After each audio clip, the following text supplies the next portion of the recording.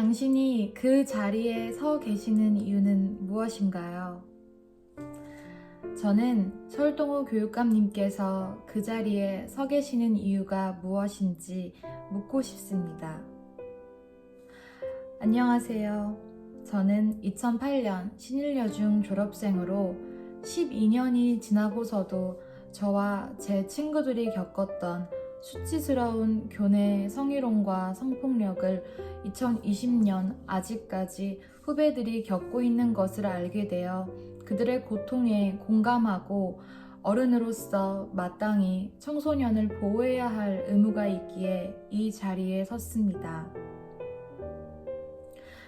설동호 교육감님, 무엇이 진정 인간 설동호를 교육감 설동호로 설 수 있게 하는 것일까요? 정치적 성공을 위해 흠집 없는 명예를 보존하기 위해 초심을 잃고 계시지는 않으신가요? 설동호 교육감님은 면천중학교를 졸업하셨다고 들었습니다. 충북 예산의 작은 학교를요. 그때부터 교육감님을 꿈꾸셨는지 모르겠지만 아마 선생님을 하고 싶어 하셨을 것 같아요. 어린 설동호 학생에게는 모든 아이들이 그러하듯 더 나은 세상을 만들고 싶은 자신만의 소중한 꿈이 있었을 거라 생각해요. 그래서 저는 우리가 어른이 되기 전 마음먹었던 예쁜 꿈과 희망과 사랑이 가득한 순수했던 시절이 우리를 더 나은 어른으로 만들어준 것 같아요. 그런데 점점 나이를 먹어가며 어린 시절 자신과 약속했던 가치들과 타협하고 우리는 의도치 않게 우리가 원하지 않는 모습으로 점점 변해가는 듯 합니다. 저 또한 그렇고요. 다양한 이해관계 속 자신만의 이익을 위해서요. 저 또한 그렇습니다. 마음이 여렸던 어린 시절에는 고통받고 아파하는 사람들의 신음소리가 너무 크게 들렸죠. 힘없고 나약한 존재들을 물불 가리지 않고 도와줘야겠다는 생각이 우선시 되었고요. 그 마음을 기억하시나요? 그런 힘없는 아동들과 청소년 학생들을 보호하기 위해 UN 아동권리협약의 기본 원칙 중 하나가 아동 최선의 이익으로 아동에게 영향을 미치는 모든 것을 결정할 때는 아동의 이익을 최우선으로 고려해야 한다는 것을 누구보다 잘 아실 거라 믿습니다. 그런데 왜 우리가 보호해야 할 아이들의 인권을 유린한 대전시 교내 성폭력 사건들이 교육감님의 임기 동안 수차례 다양한 학교에서 재발이 되었을 때 교내 성폭력 전수조사를 실시하지 않으셨나요? 2018년 교내 스쿨미투가 처음 터졌을 때 아이들은 선생님께 당한 성폭력을 세상에 알리기 위해 트위터라는 곳에 글을 올리고 공론화를 시켜야 했습니다.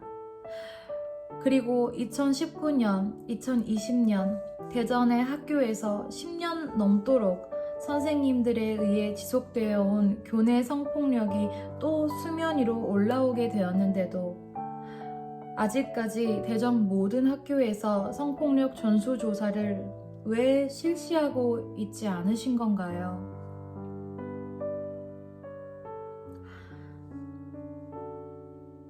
교육감님은 1년 동안 수차례 제 면담을 거부하시고 틱톡 라이브를 교육청에서 진행하자 그때 바로 면담 신청에 응해주셨습니다. 하지만 면담 때에 전수조사하지 않은 이유가 부모님들이 걱정하실 것이라며 성폭력 전수조사를 하지 않고 계신다고 하셨죠.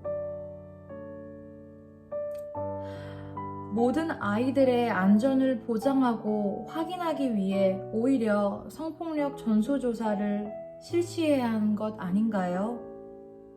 진작 성폭력 전수조사가 2018년 처음 스쿨미투가 터졌을 때 이루어졌다면 가해 선생님들이 진작 물러나고 성인지 감수성 교육을 선생님들이 받으셔서 2019년 그리고 2020년에 또 다른 피해 학생들이 발생하지 않았을 겁니다. 지금이라도 늦지 않았습니다. 기회는 얼마든지 있습니다. 누구나 작은 실수들을 하고 잘못에 대한 사과와 용서, 그리고 그러한 어른들의 본보기로 진정한 살아있는 교육을 우리가 아이들에게 보여줄 수 있다고 생각해요. 교육감님은 대한민국의 아이들에게 어떤 교육감으로 기억되고 싶으신가요? 아이들에게 자신의 잘못을 인정하고 고치면서 문제를 해결하고 앞으로 더 나은 모습을 보여주는 그런 용감하고 용기 있는 어른으로 기억되고 싶지 않으세요?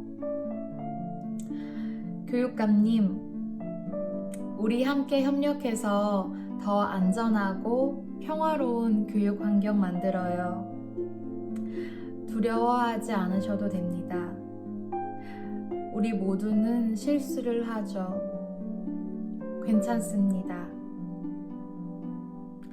스쿨미투 공동대책위원회는 교육감님을 열린 마음으로 기다리고 있을게요.